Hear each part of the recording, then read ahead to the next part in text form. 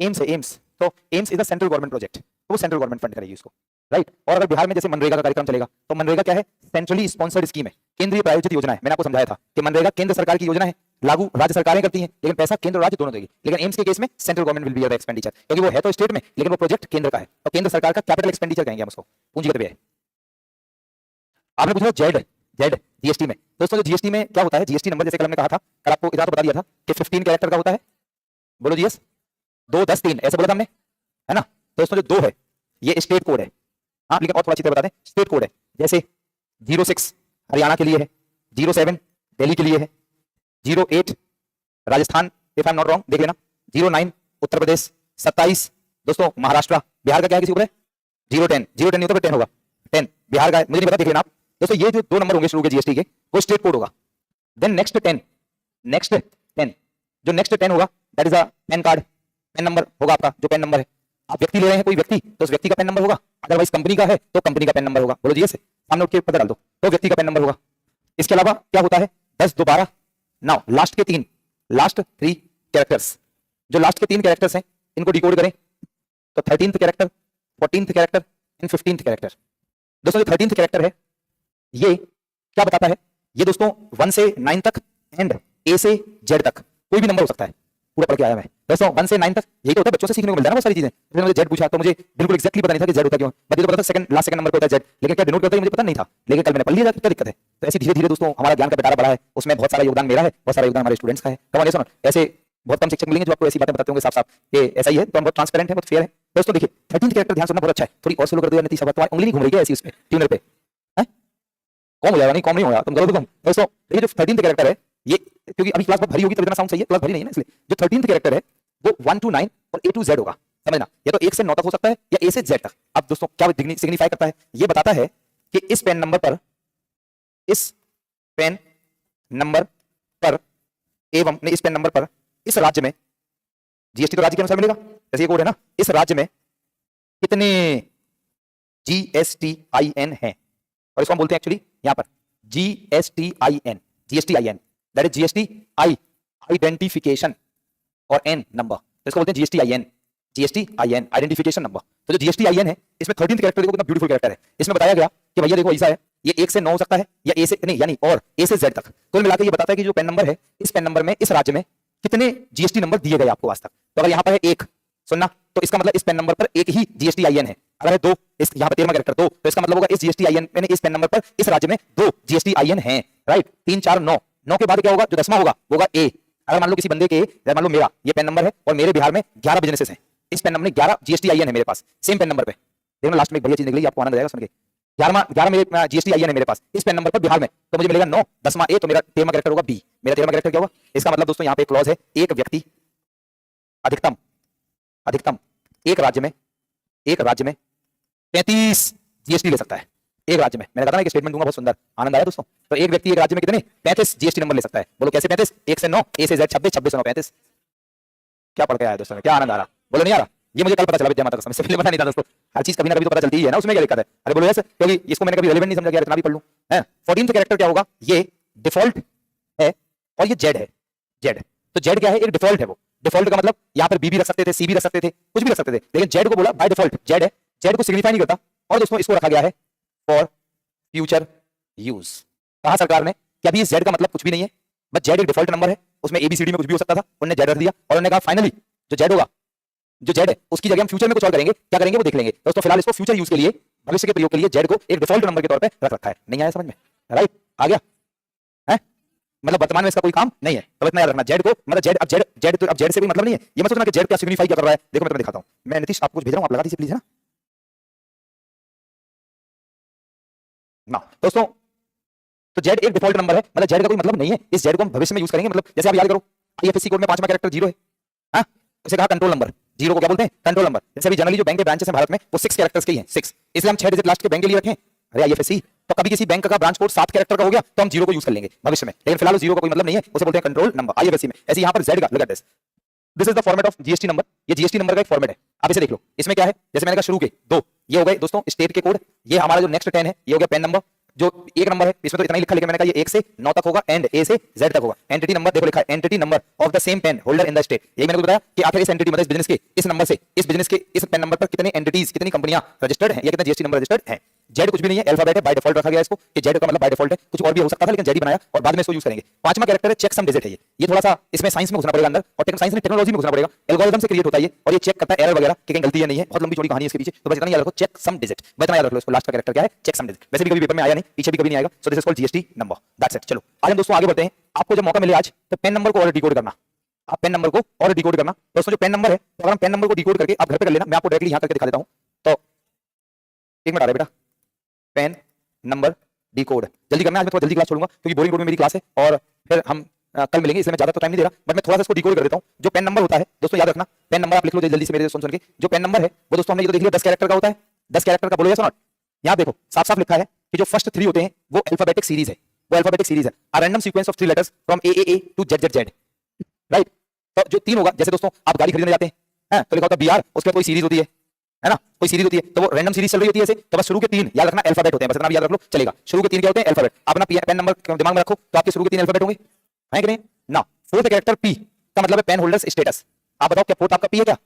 और मैं आप लोगों को बताऊंगा, इतना ही नहीं, जो ये पी है ये दोस्तों identify the category of tax payer बताता है। मतलब समझना, यदि आप एक व्यक्ति है क्या है और आपका पेन नंबर आपने दे रखा है तो उसमें पी लिखा होगा। क्या लिखा होगा, पी। और अगर एक कंपनी है, देखो एक कंपनी है, मैं अगर यहाँ पे मुझे मिलता है, ये देखो ये लिखा है, ये आप इसको आप घर पे जाके ऐसे देख लेना, ये देखो इतना सारा है, हाँ यहाँ इतना है, ये देखो आप घर पे जाके इसको थोड़ा देखना अगर मौका मिले आपको। ये देखिए, ये देखिए आप, टी का मतलब है जो फोर्थ कैरेक्टर की बात कर रहे हैं, फोर्थ की टी है, इसका मतलब इंडिविजुअल या कोई पर्सन व्यक्ति है। सी है चौथा कैरेक्टर, तो वो किसके लिए, company. H Hindu undivided family, क्या होता है आप ये नहीं जानते, मैं बता दूं, जो व्यापारिक घराने होते हैं, जैसे कोई हिंदू अनडिवाइडेड फैमिली का बिजनेस होता है, इसका मतलब है कि उसके दादा, उसके पापा, वो फिर उसके बच्चे उसी परिवार के बिजनेस को चलाते आ रहे हैं, तो ऐसे बिजनेस को बोलते हैं एचयूएफ। दोस्तों एफ कोई फर्म है छोटी सी या कोई पार्टनरशिप है। देखो दोस्तों ये भी सिखा दूं आपको बिजनेस मोड। अगर आपको बिजनेस करना है तो ये 3 तरीके से कर सकते हैं, या तो सोल प्रोप्राइटर बन के कर दो, सोल प्रोप्राइटर, राइट दोस्तों। दूसरा है प्रोप्राइटर, दूसरा है पार्टनरशिप और तीसरा है Pvt LTD, private limited company बनाकर। मतलब कल को आपका मन हो कि चलो यार एक बिजनेस करते हैं, तो आप कोई भी बिजनेस सिर्फ 3 मोड में कर सकते हैं। या तो आप सोल प्रोप्राइटर, मतलब एक ही बंदा है, वही मालिक है, सिंगल ओनर, और उसके आराम से उसकी काम चल रहा है। दूसरा आप 2 या 2 से अधिक लोग मिलकर काम कर सकते हैं, पार्टनरशिप या प्राइवेट लिमिटेड कंपनी बनाकर। कंपनी अधिनियम 1956 जो अभी 2013 में रिवाइज हुआ, इसके अंतर्गत पंजीकृत कराओ और काम करो। दोस्तों ऐसे हमारा केजीएस जो काम कर रहा है वो इस मोड में कर रहा है, पीवीटी एलटीडी। आई होप इतनी बातें मैंने समझा पाई आपको। आगे देखो तो दोस्तों अगर वो कोई फर्म है, मतलब इन दोनों केस में है, या तो कोई फर्म है मतलब सोल प्रोप्राइटर या पार्टनरशिप, तो चौथा कैरेक्टर क्या होगा, F. A association of persons, ठीक है। टी ट्रस्ट है अगर कोई, B body of individuals, G government agency है तो चौथा कैरेक्टर जी होगा। ये सब आपको इतना तो याद नहीं रखना है, बस 2-3 ही काफी है, इतना समझ गया आप। देखो यहाँ पे लिखा भी होगा इन द फोर्थ कैरेक्टर, देखो लिखा है यहाँ पे द फोर्थ कैरेक्टर। आइए दोस्तों ये कितना अच्छा है, तो आपने अपने पेन कार्ड को दिमाग में रखो, शुरू की 3 अल्फाबेटिक सीरीज होती है, चौथा नहीं होल्डर की आइडेंटिटी बताता है कि वो पर्सन है, इंडिविजुअल है, ट्रस्ट है, कंपनी है, फर्म है, पार्टनरशिप है, हिंदू अनडिवाइडेड फैमिली है, क्या है। पांचवा कैरेक्टर देखो कितना बढ़िया है। आप देखो पांचवा कैरेक्टर जो होगा, पांचवा कैरेक्टर वो हमेशा आपका सरनेम होगा या एंटिटी का नेम होगा। जैसे कोई सरनेम तो बंदे का तो सरनेम हो जाएगा, सरनेम का पहला अक्षर, आप अपना सरनेम देखो, या जिसका सरनेम नहीं होता, नाम अकेला है, उसका पहला अक्षर देखो। कोई ऐसा जिसका सरनेम नहीं है, नाम अकेला लिखा है आधार कार्ड पे, तो पूरी क्लास में कोई तो होगा इसका नाम अकेला लिखा आधार कार्ड आपका, तो लो देखो पेन कार्ड हाथ में लिए तो क्या है, नहीं आज तो रखो, मुझे मैं क्या करूंगा, तो मैं देख रहा था तुम्हारा नाम अकेला है, सरनेम नहीं लिखा, कुमार तो सरनेम ही आ गया। तुम्हारा पांचवा कैरेक्टर क्या होगा, पांचवा कैरेक्टर क्या होगा तुम्हारा, तो दोस्तों देखिए फिफ्थ कैरेक्टर सरनेम होता है, बोलो क्लियर। एंड देखते हैं भैया भैया भैया हो गया यार, गवार को दिखा क्यों रहे। दोस्तों जो नेक्स्ट 4 है वो एक सीक्वेंशियल नंबर होता है, यूनिक सीक्वेंशियल नंबर, 4 नंबर कुछ नहीं, इतना क्यों करना। मैं देखो शुरू के 3 अल्फाबेट्स हैं, चौथा सरनेम नहीं, चौथा आपका आइडेंटिटी है, क्या है आप, पांचवा आपका सरनेम, अगर सरनेम नहीं है तो आपकी कंपनी है, आपका नाम है, उसका पहला अक्षर, और नेक्स्ट 4 जैसे मेरे में 8477 मेरा है, 8477 ऐसी 4 कोई भी नंबर होंगे, बस याद रखो 4 क्या होंगे, नंबर, कोई भी नंबर। और लास्ट में दोस्तों लास्ट का जो नंबर है वो चेक डिजिट है, जो मैंने आपको अभी वहां पर ही बताया था, चेक सम,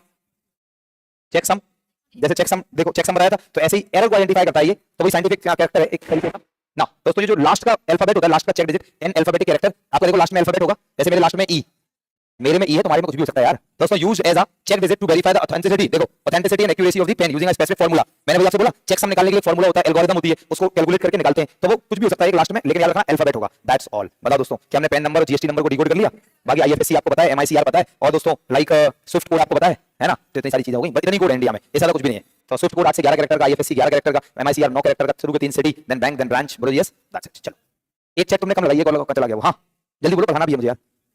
क्या ये तो मैंने आपसे दिया था ना सवाल, पढ़ा आपने, तो छोड़ो फिर और पढ़ो, टाइम दो ना, ऐसे ना, आज तुमने तो अस्त्र पास्त्र कर दिए, तुमने तो बंदूक ही फेंक दी अपनी, मारोगे कैसे पहले। हाँ बेटा प्राइमरी डेफिसिट कुछ भी नहीं, फार्मूला याद करो, आगे चलो बस। फिस्कल डेफिसिट राजकोषीय घाटा, वो तो जो ऋण लिया है, नहीं जो ऋण लेंगे उस ऋण से पीछे वाले वर्षों का ब्याज भी देंगे, तो माइनस ब्याज भुगतान, फार्मूला याद करो, काम हो जाएगा तुम्हारा। कुछ चीजें ऐसी हैं जो चीजें समझ में नहीं आ रही उन पर लोड नहीं लो, क्योंकि समझ के क्या अर्थशास्त्री बनना है क्या? जो चीजें समझ में आ जाए नहीं आई मेरा स्टाइल है, नहीं आए फॉर्मूला रटो, चीजों को रटो, आगे बढ़ो, खत्म बात। तो प्राइमरी डेफिसिट वैसे तो बता दिया कि आप ऋण लेने के बाद भी कितने घाटे में होंगे, ये चेक करने के लिए होता है प्राइमरी डेफिसिट, जो बताता है कि जो ऋण लोगे माइनस उससे पुराने ऋणों का ब्याज भी दोगे, अब तो इतने घाटे में रहोगे भी ऋण लेने के बाद भी। बोलो yes, that is primary deficit. Formula करो, राजकोषीय घाटा बोले तो बोरोइंग्स माइनस ब्याज भुगतान। एक मिनट, क्या करोगे जानकर? कहां दिखाओ मुझे, लाओ दिखाओ। हाँ बेटा तुम बोलो। आईजीएसटी, अभी रुको, अभी देखते हैं। जीएसटी में रिवर्स चार्ज मैकेनिज्म। तो रिवर्स चार्ज मैकेनिज्म कह रहे हैं का तात्पर्य क्या है? विक्रेता कर देता है, खरीदार कर देता है, दोनों कर देते हैं, सरकार कर देती है। तो देखो सरकार तो कर देती नहीं है, और जो रिवर्स चार्ज मैकेनिज्म है, बेटो ये बताते हैं आपको रिवर्स चार्ज मैकेनिज्म। ठीक है प्लीज लाइए, तुम बताओ कहां लिखा, देखो मुझे क्या है, कौन सा जीरो रेटेड? नहीं मैं तुम्हारा सवाल नहीं समझा था ना। तो जीरो रेटेड सप्लाई है, घरेलू आपूर्ति, एसईजेड को आपूर्ति, शराब की बिक्री, पेट्रोल की बिक्री, किसमें, किसके संदर्भ में? जीएसटी के संदर्भ में बात हो रही है क्या? जी ऐसे मुझे लगता है वो सही आंसर होगा इसका। वो तो हमें भी नहीं आ रहा, तुम्हें कैसे आएगा? जब हमें नहीं आ रहा तुम्हें कैसे आएगा? फालतू सवाल ही बनाते हैं ना कुछ लोग। मैं ऐसा नहीं, ऐसा कोई बेंचमार्क तो नहीं है कि अगर आप कहीं भी ऑनलाइन कहीं पढ़ रहे होंगे ये सवाल, हाँ कहीं भी, तो ऐसा कोई बेंचमार्क तो नहीं है कि अगर किसी ने सवाल पूछा है तो बहुत सही सवाल ही होगा। तो ये फालतू चीजें, मतलब इनको मैं इंपॉर्टेंस नहीं देता ऐसे। हाँ ठीक है ना। बाकी मैं देखता हूँ जीरो रेटेड सप्लाई और रिवर्स चार्ज मैकेनिज्म। हाँ, taxes that are levied on any, नहीं बेटा ये तो लिखा इंटर स्टेट परचेज लिखा ना। हाँ तो इंटर स्टेट ट्रेड लिखा ना, तो आईजीएसटी लगेगा। कंट्री क्यों बोल रहे तुम? नहीं क्या ये इंटर स्टेट है क्या? Taxes that are levied on any, ये बताओ तुम, यहाँ पे अंतरराज्यीय है ना। ये देखो पहले तुम इसको देखो, यहाँ पे थोड़ा थोड़ा छुपा है, इसको थोड़ा सा ऐसे करोगे, ऐसे निकालो, ये है ना इंट्रा स्टेट। तो इंट्रा स्टेट पे सी और एस दोनों लगेगा। सी और एस, ये सही तो बता है, क्या दिक्कत है इसमें? देखो अरे तुम सारे लोग बताओ, खड़े बोलेंगे अभी, तुम सारे लोग मुझे इसका जवाब देखो, इनसे निकलवाते हैं। एक है इंटर स्टेट ट्रेड, एक है इंट्रा स्टेट ट्रेड। तो मुझे बताओ इंट्रा स्टेट ट्रेड पर कौन सा जीएसटी लगता है? सी और एस दोनों। देखो समझ जवाब दिया। और इंटर स्टेट पर आईजीएसटी, सही है नहीं? तो इनका सवाल ये पूछा कि इंटर स्टेट जीएसटी पे कौन सा लगेगा, तो इनका आंसर में सीजीएसटी एंड आईजीएसटी। अब तुम सवाल बताओ, कोई मुझे अमेज़न और फ्लिपकार्ट का बिल दिखाए अपने मोबाइल पर जल्दी से। हाँ तुम निकालो तो जल्दी से, जल्दी यार, मैं तो आधा घंटा लो बर्बाद हो गया मेरा, पढ़ा भी नहीं पाया। जल्दी दिखाओ मुझे, और 10-15 मिनट और क्लास लूंगा फिर मैं खत्म करूंगा आज का सेशन। हाँ तभी तो देखो दोस्तों, अब इनका देखो लिखा है शिप्ड फ्रॉम कर्नाटका इंडिया से, इनका कोई प्रोडक्ट है वो बेचा गया, वहां से चला ऑनलाइन, और शिप्ड टू लिखा है राजपथ पटना, अशोक राजपथ पटना, राइट। तो मुझे बताओ इंटर स्टेट हो गया तो क्या लगना चाहिए, क्या लगना चाहिए? आईजीएसटी लगना चाहिए।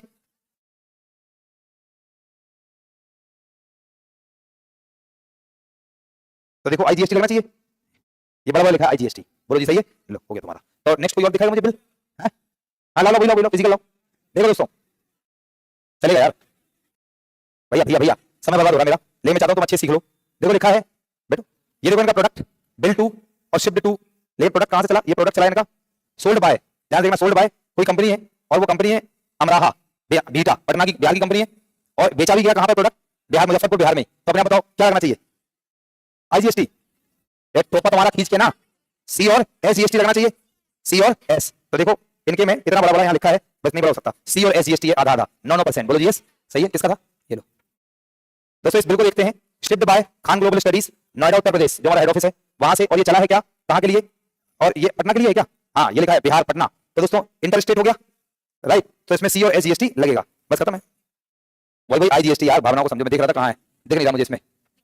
हाँ जो भी हो तो समझ गया ना, लो दे दोस्तों नहीं लिखा उसमें, नहीं है। चलिए आज हम आगे चलते हैं। सबके सवाल सॉर्टेड? वो कंपनी का रजिस्ट्रेशन नंबर होता है, कंपनी आइडेंटिफिकेशन नंबर, जब हम लोग कंपनी को पंजीकृत कराते हैं उसमें मिलता है। पहले दोस्तों नेक्स्ट चैप्टर लिख लो, फॉरेन ट्रेड, दैट इज विदेशी व्यापार।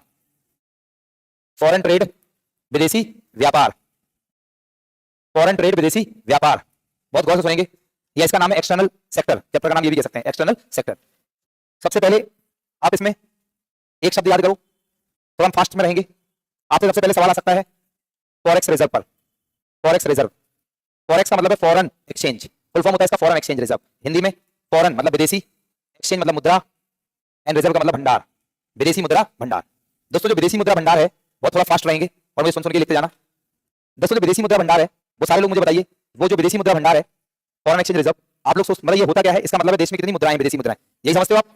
जैसे हम कहेंगे देश में, कल मैंने कहा था कि लगभग 650 बिलियन का हमारा उधार है, और मैंने कहा लगभग 700 बिलियन डॉलर का रिजर्व है, ऐसे बताया था। तो रिजर्व जब भी मैं बोलूं कि भारत में था, मैंने आरबीआई पढ़ाया, उसमें एक कार्य लिखवाया आरबीआई का विदेशी मुद्रा भंडार लिखा होता है आरबीआई पर। तो आप लोग सोचते हो विदेशी मुद्रा भंडार का मतलब आप क्या सोचते हो कि देश में कितना यूएस डॉलर है, यूरोपियन यूरो कितने हैं, यही सोचते हो? यही सोचते हो, लेकिन इतना नहीं। विदेशी मुद्रा भंडार 4 चीजों से मिलकर बनता है। कितने चीजों से? आइए वो समझिए। Number 1 foreign currency assets, short में कहते हैं एफसीए। एफसीए विदेशी करेंसी परिसंपत्तियां। इसका मतलब क्या है? जो आप सोचते हो वही। कितना देश में यूएस का डॉलर है, यूरोप का यूरो है, जापान का एन है, चाइना का युआन है, या इसी को ऑफिशियली हम रेनमिनबी भी कहते हैं, renminbi, this is renminbi officially कहते हैं इसको। कितना यूके का पाउंड है, बोलो जी क्लियर। तो मेरे प्यारे साथियों प्लस और भी हैं, डॉट डॉट डॉट कर सकते हैं। तो जो भारत में कितनी विदेशी मुद्राएं हैं, उनका रिजर्व कितना है, इसको सिंपल बोलते हैं फॉरेन करेंसी एसेट्स। एक तो ये हिस्सा होता है इसमें, दूसरा हिस्सा गोल्ड रिजर्व होता है इसमें। आरबीआई के पास कितना स्वर्ण भंडार है, आरबीआई के पास कितना स्वर्ण भंडार है, ये इसमें शामिल होता है। ऑनलाइन फोकस करेंगे कि दोस्तों आरबीआई के पास कितना गोल्ड रिजर्व पड़ा है, वो भी फॉरेक्स रिजर्व का हिस्सा है। तीसरा इसमें है SDR, this is special drawing rights, Hindi में कहते हैं विशेष आहरण अधिकार, विशेष आहरण अधिकार, स्पेशल ड्राइंग राइट्स। क्या होता है एक लाइन में बताएंगे, दो तीन चीजें बता देते हैं चलो। 1969 में प्रारंभ हुआ एसडीआर का कॉन्सेप्ट। क्या है ये, आईएमएफ की करेंसी है, या आईएमएफ की मुद्रा बोले तो करेंसी है दोस्तों। इसे पेपर गोल्ड भी कहते हैं, इसे पेपर गोल्ड भी कहते हैं, इसे पेपर गोल्ड भी कहते हैं, राइट। दिस कॉल्ड एसडीआर, मतलब मैं आपको एक ही लाइन में बताऊंगा, बहुत कॉन्सेप्ट्स क्लियर हो जाएंगे, उसको बताना। तो एसडीआर क्या है, तो आईएमएफ की करेंसी को एसडीआर बोलते हैं, आईएमएफ की करेंसी को एसडीआर, बस सही है। जब भी वर्ड है एसडीआर,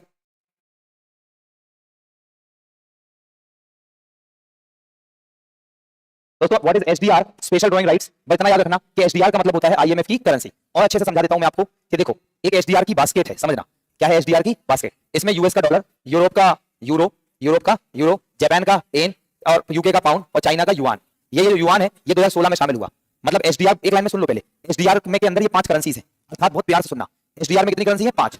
दोस्तों जो भी कंट्रीज हैं ये सब, और मैं आईएमएफ हूं, इस समय आईएमएफ में 191 मेंबर्स हैं। कितने मेंबर्स हैं, सही है। तो जो भी आईएमएफ के 191 मेंबर्स हैं, 191, आखिरी कंट्री बनी लिechtenstein, उसका सदस्य बना लिechtenstein। स्पेलिंग मतलब मैं प्रोनाउंस कुछ और भी हो सकता है, लेकिन दोस्तों जो भी क्या करना पड़ो। तो अगर हम बात करें कि आईएमएफ के आप 191 मेंबर्स हो, मैं आईएमएफ हूं, कोई दिक्कत। दोस्तों जो 191 मेंबर कंट्रीज आईएमएफ में पैसा देंगी, क्या होता है, हर कंट्री का एक कोटा होता है एवरीवन, क्या, और आप अपने कोटा के मुताबिक मुझे पैसा देते हो। तो जो आप भी मुझे पैसा दोगे, या आईएमएफ क्या करता है, एक लाइन में दिमाग में लोड करिए, अपने सदस्य देशों को अल्पकालीन ऋण देने का काम करता है आईएमएफ। फिर से अपने सदस्य देशों को अल्पकालीन ऋण देने का काम करता है आईएमएफ। ऑनलाइन फोकस कर रहे हैं दोस्तों, अलग सभी सदस्य देशों को अल्पकालीन ऋण कौन देता है, आईएमएफ। तो हर कंट्री अपने कोटा के अनुसार आईएमएफ में अपना हिस्सा जमा करती है। थोड़ा एक लाइन में बस बता देंगे जीवन भर के लिए, और वो ये कि कोटा कैसे निर्धारित होगा, देश की इकोनॉमी के साइज के आधार पर। इकोनॉमी के मतलब देश की इकोनॉमी कितनी बड़ी है तो ज्यादा कोटा, छोटी है तो कम कोटा। वैसे इंडिया का जो आईएमएफ में कोटा है वो 2.75% का है, मतलब आईएमएफ के पास जितना भी फंड है उसमें से 2.75% इंडिया ने दिया, सही है। और दोस्तों और आईएमएफ शॉर्ट टर्म लोन उसी कोटे में देता है, फंड से देता है। अभी समझ में आ रहा है नहीं। तो जो भी कंट्रीज आईएमएफ को पैसा देंगी, या आईएमएफ जो भी कंट्रीज को पैसा देगा, वो दोस्तों इन 5 करेंसीज में लेन देन होगा। लेकिन आईएमएफ अपने पास लिखेगा कि भारत ने आईएमएफ को इतना एसडीआर दिया। ये जब आईएमएफ भारत को लोन देगा तो लिखेगा आईएमएफ ने भारत को इतने एसडीआर का लोन दिया। मतलब जो आईएमएफ की करेंसी है वो कौन सी है, एसडीआर। इंडिया की करेंसी रुपी, यूएस की डॉलर, जापान की येन, ऐसी आईएमएफ ने अपनी खुद की करेंसी बनाई और उसी को बोलते हैं एसडीआर। समझ में आ गया। और दोस्तों याद रखना एसडीआर क्या फिजिकली एग्जिस्ट करता है, मतलब जैसे इंडियन रुपया आप छू सकते हैं, डॉलर को छू नहीं, क्या डॉलर को छू सकते हैं, ऐसे दोस्तों एसडीआर को छू नहीं सकते हैं, इसलिए ये एक आर्टिफिशियल करेंसी है। याद रखना आर्टिफिशियल करेंसी है। क्या मेरे प्यारे साथियों इतनी बात सब समझ गए, दैट इज एसडीआर। तो जब भी एसडीआर आ जाए तो आप समझ लेना कि आईएमएफ की मुद्रा, जब भी एसडीआर आ जाए तो आप समझ लेना जो आईएमएफ अपने देशों के साथ जो लेन देन करता है उसी को बोलते हैं एसडीआर। मेरे प्यारे साथियों नेक्स्ट है यहाँ पे RTP, that is called reverse reserve, not reverse, reserve trench position, reserve trench position, Hindi में बोलते हैं रिजर्व ट्रेंच स्थिति, रिजर्व ट्रेंच स्थिति। क्या होता है आरटीपी, एक लाइन में बताएंगे सबको समझ में आ जाएगा। ये इंडिया है, सही है, ये आईएमएफ है। इंडिया ने आईएमएफ के पास अपने कोटा के मुताबिक अपने कुछ पैसा रखा और इस रिजर्व से इंडिया कभी भी वापस ले सकता है, से 1% से मान लो 25%, एग्जांपल कुछ भी हो सकता है, जिस पर जो इंडिया ने आईएमएफ के पास रखा है तो वो आईएमएफ के पास, और वो भारत आईएमएफ से कभी भी वापस ले सकता है विदाउट एनी इंटरेस्ट पर। वो पैसा जो हम आईएमएफ से लेंगे और जिस पर हमें कोई ब्याज, this is called RTP, reserve trench position. मतलब इंडिया ने आईएमएफ के पास कुछ पैसा जो भी कोटा रखा है उस कोटे में से एक हिस्सा 20-25% भारत कभी भी आईएमएफ से ले सकता है और जिस पर कोई ब्याज नहीं देना होगा। मतलब वो जो डॉलर वॉलर रखा है हमने वो है तो आईएमएफ के पास, लेकिन फॉरेक्स रिजर्व किसका है, भारत का। बस याद रखना पेपर में डायरेक्टली सवाल आता है कि भारत के फॉरेक्स रिजर्व में निम्नलिखित में से क्या शामिल होता है और क्या शामिल नहीं होता। क्या बात समझिए आप लोग। तो ये 4 चीजें मिलकर हमारे देश का क्या बनाती हैं, फॉरेक्स। एवरीवन ये 4 चीजें मिलकर क्या बनाती है, forex, this called foreign exchange reserve. सही है। चलो मेरे प्यारे साथियों थोड़ा सा मुझे टाइम देना, मैं एक चीज को देख रहा था, ठीक है। या ऑब्वियसली कॉमन सेंस है, तो पूछने की जरूरत भी नहीं है।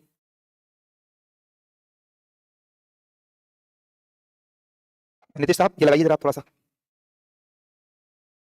हम दोस्तों आईएमएफ और वर्ल्ड बैंक की बात कर रहे हैं, तो मैं आपको थोड़ा सा ज्ञान देता हूं। आईएमएफ का और वर्ल्ड बैंक का। ये इसलिए लगवा रहा, वरना ये मैं तो वैसे पढ़ाता हूँ, आपको तरीका बताइए, लेकिन ये इसलिए है कि जैसे हम बहुत सारी चीजें कम समय में कर लें, बोलो जैसे, नहीं तो फिर हमें बहुत लंबा समय लग जाएगा, उसमें टाइम ज्यादा वेस्ट होगा। ये 3 इमेजेस लगाइए आप और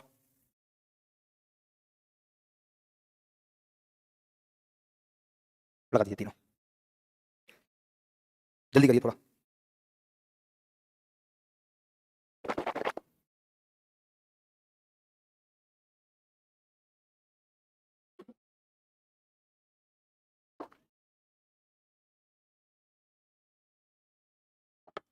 तो दोस्तों थोड़ा सा आईएमएफ और वर्ल्ड बैंक को देख लेते हैं जल्दी से। क्या एसडीआर समझ में आ गया? जब भी लिखा हो एसडीआर तो दोस्तों आईएमएफ की करेंसी, खत्म बात। ठीक है, एसडीआर बास्केट में क्या क्या शामिल है वो याद कर लेना, और आईएमएफ की करेंसी को बोलते हैं एसडीआर। क्या कि बस ये आएगा एसडीआर किससे संबंधित है, आंसर लिखा हुआ आईएमएफ। ओके, एसडीआर बास्केट में तो कौन सी करेंसी नहीं है ये पूछा होगा। अच्छा, कौन कौन सा है? तो US dollar, European euro, UK pound, Japanese yen, Chinese yuan. और उसके अलावा जितने क्वेश्चन आए थे इकोनॉमिक्स के वो हुए कि नहीं हुए? सारे कॉन्फिडेंस आ गया क्या? देख लो दोस्तों, इकोनॉमिक्स क्या 2.75%। इररिलेवेंट सवाल है ये, तो मैंने भी कभी नहीं सोचा। मतलब अगर जो चीज हम ना सोचे वो तुम भी ना सोचो, नहीं तो मामला गड़बड़ा जाएगा। नहीं समझे क्या? अगर हम फालतू में कुछ सोचेंगे तो मामला गड़बड़ा जाएगा। सवाल इनका है कि आईएमएफ में भारत कौन कौन पैसा देता है, तो भाई आईएमएफ भारत कौन कौन पैसा देता है, ये तो भारत जाने, आईएमएफ जाने, अपन को क्या करना है? नहीं समझे बात? तो कौन कौन देता है वो भारत और आईएमएफ जाने, समझ ना हमारी बात? नहीं समझेगा? दैट इज टोटली इररिलेवेंट सवाल, इररिलेवेंट। लेकिन खुरापाते हैं जवानी के जोश में, कई सारी खुरापाते होती हैं, लेकिन टीचर का काम है आपको समझा देना कि कुल जरूर चीजें मत सीखो, काम का नहीं है। होता तो मैं बताता आपको जरूर। जैसे देखो, क्या आपको कुछ दिख रहा है? नहीं दिख रहा है तो मत देखो, और क्या करेंगे? दिख रहा है, दिख रहा है, अब दिख रहा है, दिख रहा है, अब दिख रहा है। जिसको नहीं दिख रहा वो नहीं देखे, क्योंकि सारी चीजें देखोगे तो फिर कांड हो जाएगा ना। जिसको नहीं दिख रहा वो ना देखे, जिसको दिख रहा सिर्फ वही देखे।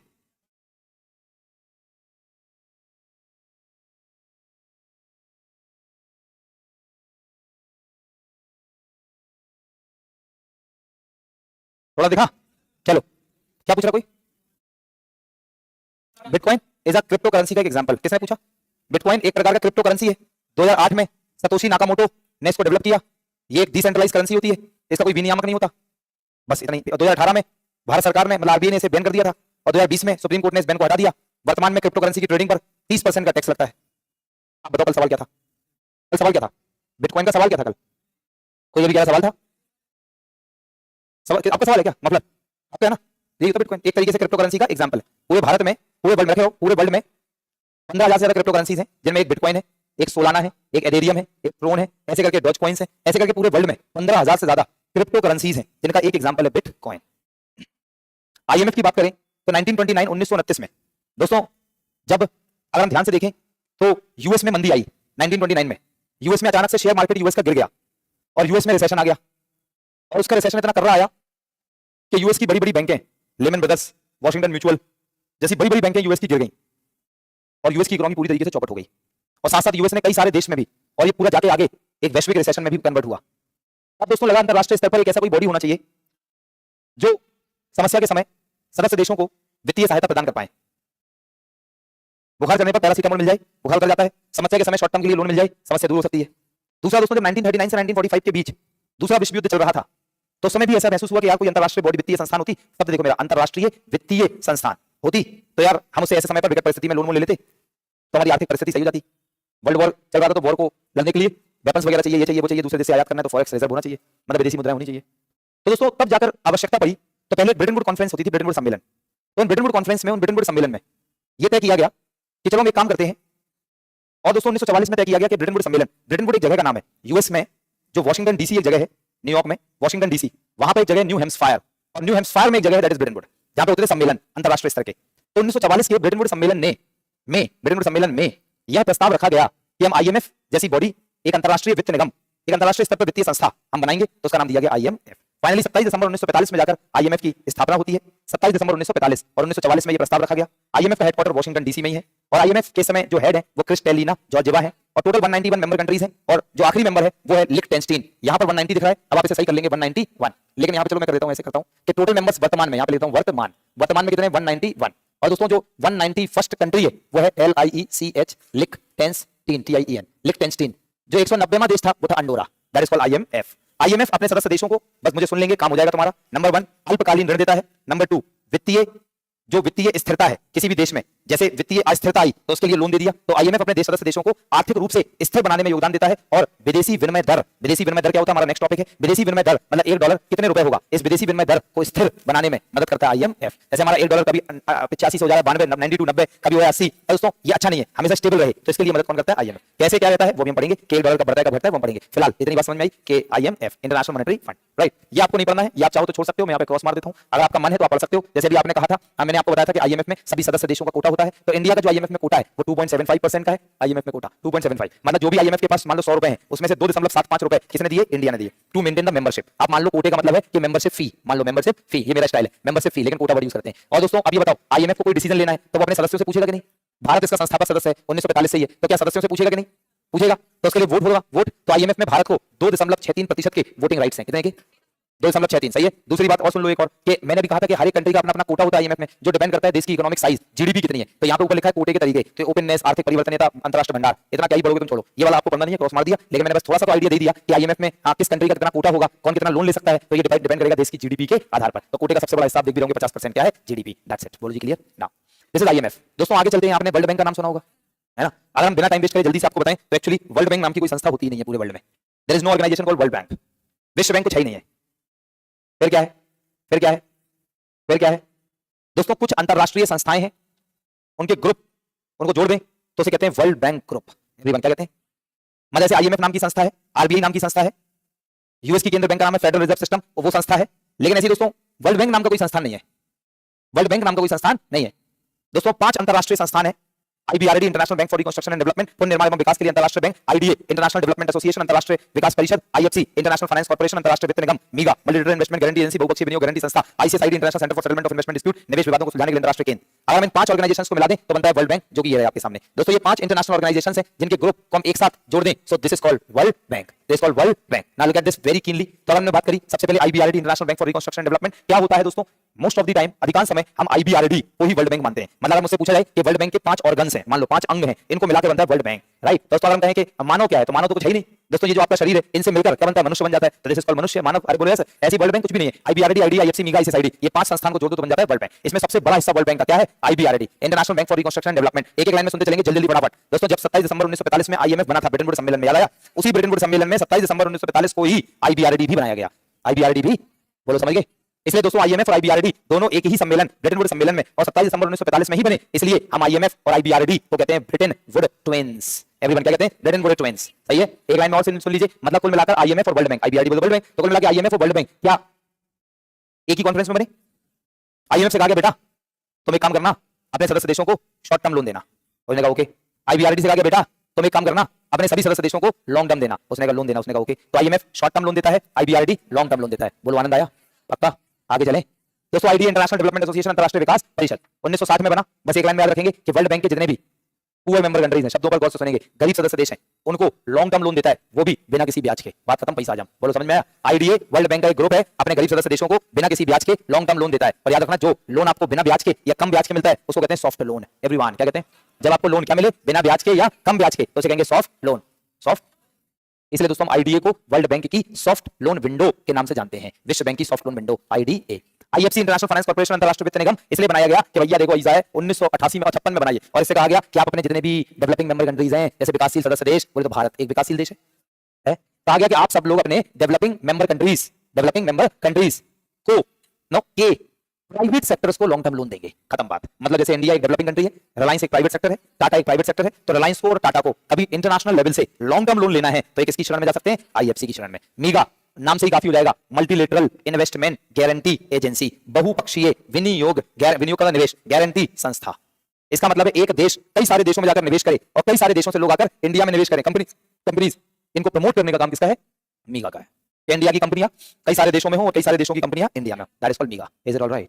आगे चलें मेरे प्यारे साथियों। आईसीएसआईडी नाम से ही काफी है, international Centre for Settlement of, देखना, निवेश विवादों को सुलझाने के लिए अंतरराष्ट्रीय केंद्र। बताओ समझाया, समझ गए? मतलब वर्ल्ड बैंक का एक ऑर्गन है, अगर किसी सदस्य देशों के बीच निवेश संबंधी विवाद है तो उनको कौन सुलझाता है। और लास्ट पॉइंट याद रखेंगे, लास्ट पॉइंट वर्ल्ड बैंक में कि जो आईसीएसआईडी है, भारत वर्ल्ड बैंक के आईबीआरडी, आईडीए, आईएफसी, मीगा का सदस्य है, लेकिन CSID का भारत सदस्य नहीं है, दैट्स कॉल्ड। और जो दोस्तों ICSID के जो डिसीजंस होंगे आर बाइंडिंग, इसका मतलब इसके निर्णय बाइंडिंग मतलब बाध्यकारी होते हैं। अगर ICSID ने कोई निर्णय दे दिया तो वो बाध्यकारी होगा, सदस्य देशों को मानना ही पड़ेगा। सो दैट्स कॉल्ड IMF और वर्ल्ड बैंक। अगर मुझे IMF और वर्ल्ड बैंक में स्नैपशॉट दिखाना है आपको कि इन दोनों में अंतर क्या है, तो वो ये रहे IMF और वर्ल्ड बैंक। सबसे पहला अंतर दोस्तों, ये अर्थव्यवस्था को क्या करता है, मजबूत बनाने की सलाह देता है। दूसरी बात, ये आर्थिक स्थिरता, विदेशी विनिमय दर को स्थिर बनाने में काम करता है, बताया था भी आपको। देन ये कैसा लोन देता है, शॉर्ट टर्म अल्पकालीन लोन देता है। IBRD या वर्ल्ड बैंक की बात करें तो दोस्तों ये सदस्य देशों के बुनियादी ढांचे को मजबूत बनाने के लिए लोन देता है, बोलो यस। और अच्छी बात बताएं, ये लॉन्ग टर्म लोन देता है, राइट। और दोस्तों गरीबी उन्मूलन के लिए भी काम करता है। आपको याद करो, भूलना नहीं, अंतरराष्ट्रीय गरीबी रेखा $3 पर पर्सन पर डे, पहले था $2.15, पहले कितना था $2.15, अभी हो गया $3। तो आप मुझे बताओ क्या वर्ल्ड बैंक गरीबी रेखा के लिए भी काम करता है और world bank long term loan देता है? आप देखिए दोस्तों, इंडिया में बनना है एक पावर प्लांट, मान लो क्या बनना है, राइट, बड़ा सा, और पावर प्लांट में लगेंगे कई करोड़ रुपए और बनने में लगेगा 4-5 साल। तो बताओ दोस्तों, उस पावर प्लांट के लिए सरकार को चाहिए लोन, तो कहां जाएगी?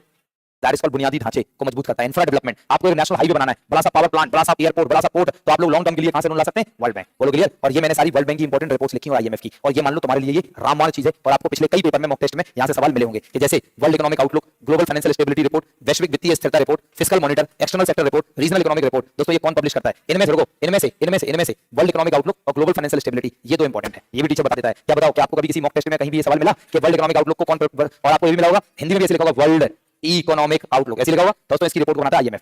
वर्ल्ड बैंक की रिपोर्ट की बात करें, ये सबसे इंपॉर्टेंट है, टिक मारो, गोला लगा रहा हूं, ग्लोबल फाइनेंशियल डेवलपमेंट रिपोर्ट और वर्ल्ड डेवलपमेंट रिपोर्ट। दोस्तों ये एक रिपोर्ट आती थी पहले, अब ये बंद हो गई 2020 में, ease of doing business report, और एक ग्लोबल इकोनॉमिक प्रोस्पेक्ट। इनमें ये तीन इंपॉर्टेंट है, और इनमें से भी ये सबसे इंपॉर्टेंट है वर्ल्ड डेवलपमेंट रिपोर्ट। ये आपको मिली होगी कई बार पेपर में कि वर्ल्ड डेवलपमेंट रिपोर्ट, विश्व विकास रिपोर्ट कौन प्रकाशित करता है, मिला क्वेश्चन या? तो टीचर जब बताएगा तो वही बताएगा जो पेपर में आएगा। दोस्तों दो तरीके के टीचर बार-बार बताते हैं, एक तो वो पढ़ाता है जो उसे आता है, और दूसरा वो पढ़ाता है जो पेपर में आता है। नहीं समझे क्या दोस्तों? अगर मुझे वो पढ़ाना हो जो मुझे आता है, वो मैं इसलिए पढ़ाऊंगा क्योंकि मुझे उतना नहीं आता है, और तुम्हें चिट करना मुझे आता है कि मुझे कैसे तुम्हें चिट करूं, तुमको वाक्य टीचर है KGS में। दोस्तों वो मैं ऐसी चीज भी पढ़ा सकता हूं जिससे तुम्हें बढ़िया स्वाद आए, लेकिन पेपर में कुछ नहीं आएगा, राइट। उससे तुम्हारा भविष्य बर्बाद हो जाएगा, और परमात्मा कल को हमें दो लाते मार के हमारा भविष्य खराब कर देगा, क्योंकि मैंने तुमको भविष्य खराब किया तो मेरा तो भविष्य खराब होना ही है। अरे बोलो ऐसे। लेकिन दोस्तों जो टीचर बच्चों के भविष्य को बनाने के लिए पढ़ाता है, परमात्मा उसका भी भविष्य बनाता है। भाई तुम्हारा भविष्य तो हमारा भी तो भविष्य है, नहीं है क्या दोस्तों? जैसी करनी वैसी भरनी। तो अगर मैं तुम्हारे साथ दोगलापंती करूंगा या मैं तुम्हारे साथ अच्छा काम नहीं करूंगा, तो परमात्मा मेरे साथ भी दोगलापंती करेगा, सीधी सी बात है। तुम आज पढ़ोगे तो सिलेक्ट होगे, मैं आज ईमानदारी से पढ़ाऊंगा तो कल को और आगे जाऊंगा। तो सिंपल सी बात, तुम्हें आगे जाना तो मुझे भी तो आगे जाना है, नहीं समझे क्या? तो अगर तुम्हें जीवन में कुछ करना है तो मुझे भी कुछ करना है। हाँ तुम्हें शुरुआत से करना है, मेरा कुछ हो रखा है, कुछ करना रह गया है, तो सिंपल सी बात है। इसलिए आप लोग भी मेहनत कर रहे हो तो अपने टीचर को देख के थोड़ा और मेहनत करो यार। टीचर इतना पढ़ा रहा है, इतना, अभी सुबह 8 से 10 क्लास ली, फिर 11 से 1 तुम्हारी है, फिर दोस्तों 2 बजे से लेकर 6 बजे तक बोरिंग रोड में क्लास है, वही उसको बता रहा था गाड़ी तैयार रखना तुरंत।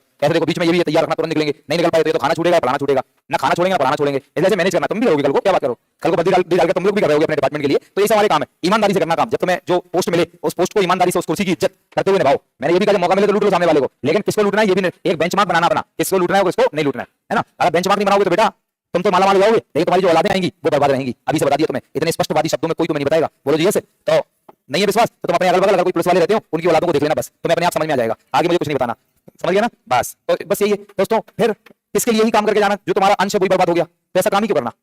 अगर मेरा बाप कुछ ऐसा काम करता जिससे मेरा भविष्य बर्बाद होता तो फिर मेरे बाप को वो काम करना ही नहीं चाहिए था। मैं साफ बोल देता पापा तुम्हारी तो है, अरे बोलो ऐसे। तो इसलिए बेटा बहुत सारी चीजें हैं जीवन में, अगर मैं इतने बाप के इतने बच्चों का भविष्य ढंग से मैं काम ना करूं तो जाहिर सी बात है कल को मेरे भी 2 नन्हे मुन्ने, उनका भी भविष्य कोई बर्बाद करेगा जैसे मैं तुम्हारा करूंगा। समझ में आएगा नहीं? इसलिए अपन हर चीज को ध्यान में रखते हुए बड़ी ईमानदारी से अपना काम करने का प्रयास करते हैं। होता है नहीं होता वो तुम लोग बताओगे, तब यस नॉट। और जिस काम के लिए मैं यहाँ पे आया हूँ मैंने वो काम बहुत अच्छे से कर भी दिया है। इकोनॉमिक्स तुम लोगों की सुधर गई होगी, लेकिन कंडीशन अप्लाई, 2 प्रकार के बच्चे मिलते हैं। कल शाम को एक स्टूडेंट ने मैसेज किया, BBSC बैच की कोई स्टूडेंट होगी, उसने कहा सर एक महीने भी बैच नंबर 6 खत्म हुआ, उसने कहा सर मेरा बैच नंबर 6 था वो खत्म हो गया, अब मुझे बताइए कि मुझे कौन सी किताब लूं जिससे मैं MCQ कर पाऊं, राइट। तो मेरा मन हुआ उसकी अगर सामने होती चुटैया पकड़ के दीवार में मार के खून निकाल देता उसके सर से मैं, राइट। मतलब देखो, हाँ मतलब भाई, क्योंकि सोच रहा हूं मैं कि जब मैं रोज क्लास में जाता था, जब तुम्हारी क्लास में पूछता हूं रोज ऑलमोस्ट क्या भाई MCQ लग रहे हैं, तो कहते हाँ बढ़िया से, हाँ। तो मैं सोच रहा था कि पूरे बैच में क्या कर रही थी दोस्तों जब मैं पूछता था कि MCQ, तो इसका मतलब है वो अपने दिमाग से चल रही थी, तो इसका मतलब ऐसी वो ससुराल में भी अपने दिमाग से चलेगी और सास ससुर और पति तीनों से उसकी लड़ाई रहेगी दोस्तों, उसका जीवन बर्बाद है। इसलिए बेटा हर चीज में अपना दिमाग नहीं चलाते। अगर तुम हमारे पास आए हो तो तुम हमारे दिमाग से पढ़ो, ये तुम्हारी जिम्मेदारी है।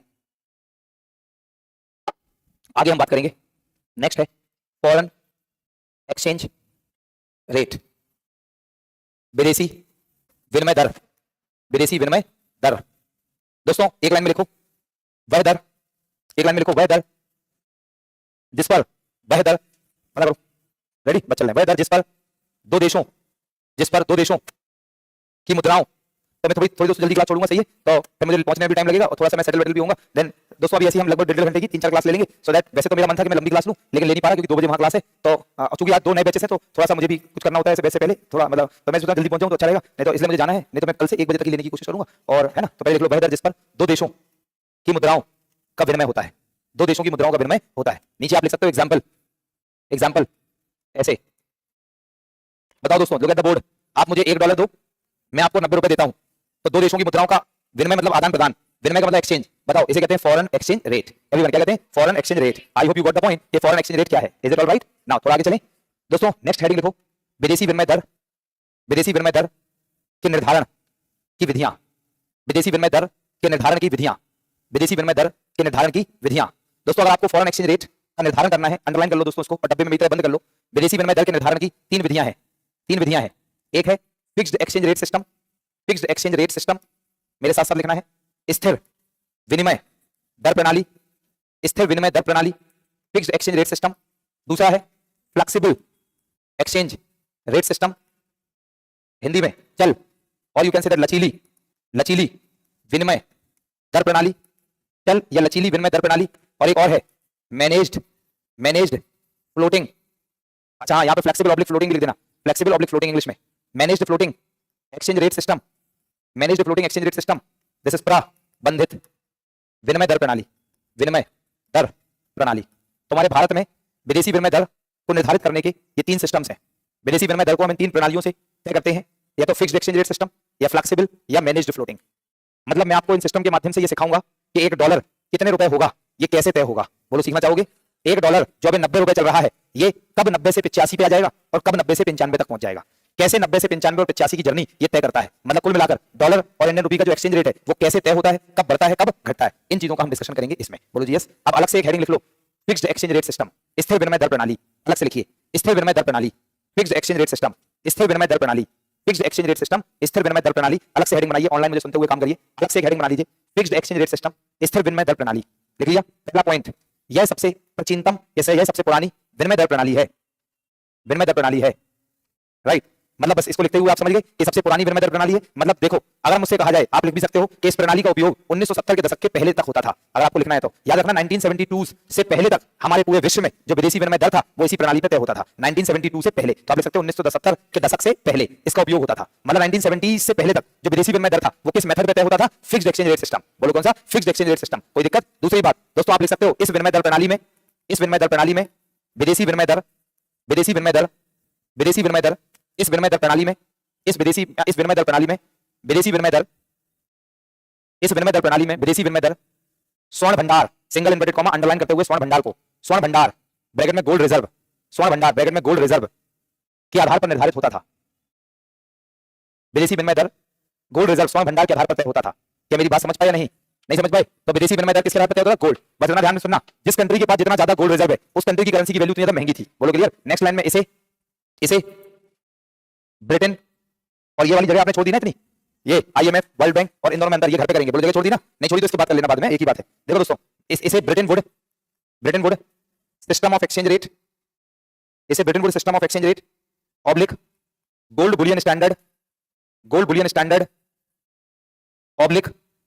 ऑब्लिक इसे Bretton Woods system of exchange rate comma gold bullion standard, Bretton Woods system of exchange rate gold bullion standard, right. तीसरा इंग्लिश में लिखो, ऐसे चलेगा, pegged exchange rate, pegged exchange rate system भी कहते थे, पैक्ड एक्सचेंज रेट सिस्टम भी कहते थे दोस्तों। ये इसके अलग अलग नाम थे, ये इसके अलग अलग नाम थे, ये इसके अलग अलग नाम थे। इसी को हम gold bullion standard, Bretton Woods system of exchange rate या पैक्ड एक्सचेंज रेट सिस्टम भी कहते थे।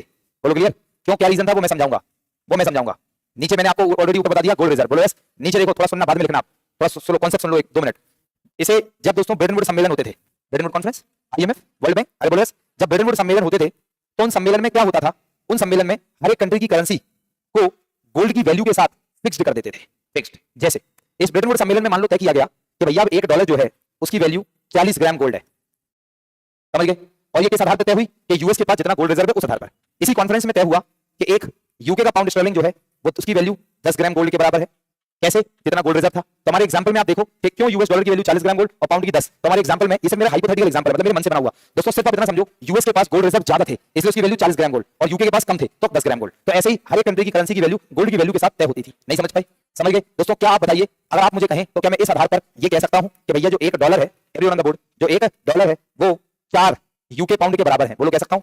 जो $1 है वो क्या है? 4 यूके पाउंड के बराबर है। And this is called what? $1 पर UK pound, this called foreign exchange rate. ये किस आधार पर तय हुआ? Gold reserve. कहां तय हुआ? ब्रिटेन वुड कॉन्फ्रेंस में। बोलो क्लियर? क्या दोस्तों इसे Bretton Woods system of exchange rate क्यों कहते थे? क्लियर?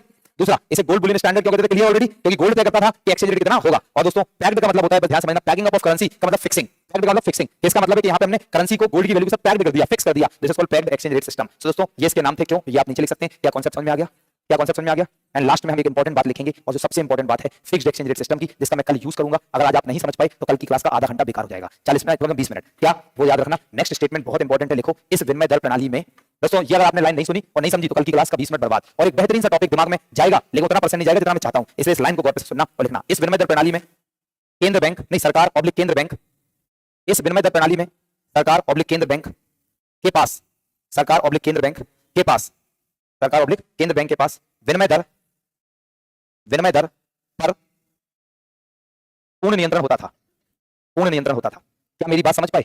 अभी एक लाइन में बता दूं, इस विनिमय दर प्रणाली में सरकार के पास पूर्ण नियंत्रण होता था। इसका मतलब यह हुआ कि इस विनिमय दर प्रणाली में अगर सरकार अपनी मर्जी से चाहे, जैसे वर्तमान में अगर कोई मुझसे पूछे तो मैं कहूं चाइना इसका उपयोग करता है, तो अगर कोई मुझसे कहे कि इसका मतलब क्या हुआ, तो समझना कि सरकार चाहे तो $1 को अपने अनुसार जितने भी इंडियन रुपी वो बना सकता है। चाहे वो अभी ऐसे $1.90 चल रहा है, तो अगर हमारे देश में फिक्स्ड एक्सचेंज रेट सिस्टम होगा तो हम अपनी मर्जी से $1 को 90 से 85 कर सकते हैं और 90 से 95 अपनी मर्जी से, क्योंकि इसमें केंद्र बैंक के पास पूरा कंट्रोल होता है अपनी मुद्रा का विदेशी विनिमय दर निर्धारित करने का। क्या समझ में आया? नेक्स्ट हेडिंग लिख लो, flexible oblique floating exchange rate system, flexible oblique floating exchange rate system, flexible oblique floating exchange rate system, flexible oblique floating exchange rate system. Hindi में चल ऑब्लिक लचीली विनिमय दर प्रणाली, चल एवं लचीली विनिमय दर प्रणाली, चल एवं लचीली विनिमय दर प्रणाली। पहला पॉइंट लिखेंगे, इस विनिमय दर प्रणाली में, इस विनिमय दर प्रणाली में, इस विनिमय दर प्रणाली में विदेशी मुद्राओं, विदेशी मुद्राओं के बाजार सेनाओं, जल्दी से मुझे बताओ बाजार सेनाएं किसे कहते हैं? आहा, वेरी लवली, वेरी लवली। विदेशी मुद्राओं के बाजार सेनाओं ब्रैकेट में डिमांड एंड सप्लाई के आधार पर, के आधार पर इस विदेशी विनिमय दर प्रणाली में क्या लिखा हमने? इस विनिमय दर प्रणाली में विदेशी विनिमय दर, विदेशी मुद्राओं के बाजार सेनाओं ब्रैकेट में डिमांड सप्लाई के आधार पर विदेशी विनिमय दर का निर्धारण होता है। ऑनलाइन बहुत फोकस करना प्लीज, विदेशी विनिमय दर का निर्धारण होता है। तो जो विदेशी विनिमय दर क्या होगा, ये तय कौन करेगा कि भारत में विदेशी मुद्रा की डिमांड कितनी है और सप्लाई कितनी है? बोलो क्लियर? समझिए। और दूसरी लाइन अभी अभी चिपका लो, बाद में चिपका लेंगे, छोड़ो, पहले इसको समझ लो कि भारत में डॉलर की डिमांड कितनी है और डॉलर की सप्लाई, इसके आधार पर तय होगा कि डॉलर और इंडियन रुपये का रेट कितना होगा। चाहे जितना सोच के आ जाए कि आज इतना ही पढ़ाएंगे चले जाएंगे, लेकिन जब मार्कर और बोर्ड रहता है तो छोड़ने का मन ही नहीं होता है दोस्तों। 45 देखता रहा हूं मैं, 45 हो गया, लेकिन तब भी मन हो रहा है कि नहीं यार थोड़ा और पढ़ा दो, राइट? फिर मेरा मन हुआ छोड़ दें आपने यार, अभी मैंने फिक्स्ड था, ये सोचा था कि ये बस फिक्स्ड पढ़ाएंगे और फ्लेक्सिबल कल पढ़ाएंगे, लेकिन जैसे मैंने कहा आया फिक्स्ड खत्म हो गया, लिख लो फ्लेक्सिबल। दोस्तों ये होता है जोश काम के प्रति, कम ऑन इज नॉट। तो फ्लेक्सिबल एक्सचेंज रेट सिस्टम में मैंने कहा कि बाजार सेनाएं विदेशी विनिमय दर की वैल्यू को निर्धारित करती हैं। बोलो यस। अब मुझे दोस्तों माफ करो, मैं कल पढ़ा पाऊंगा, अब मैं निकलता हूं, नहीं तो वास्तव में लेके जाऊंगा।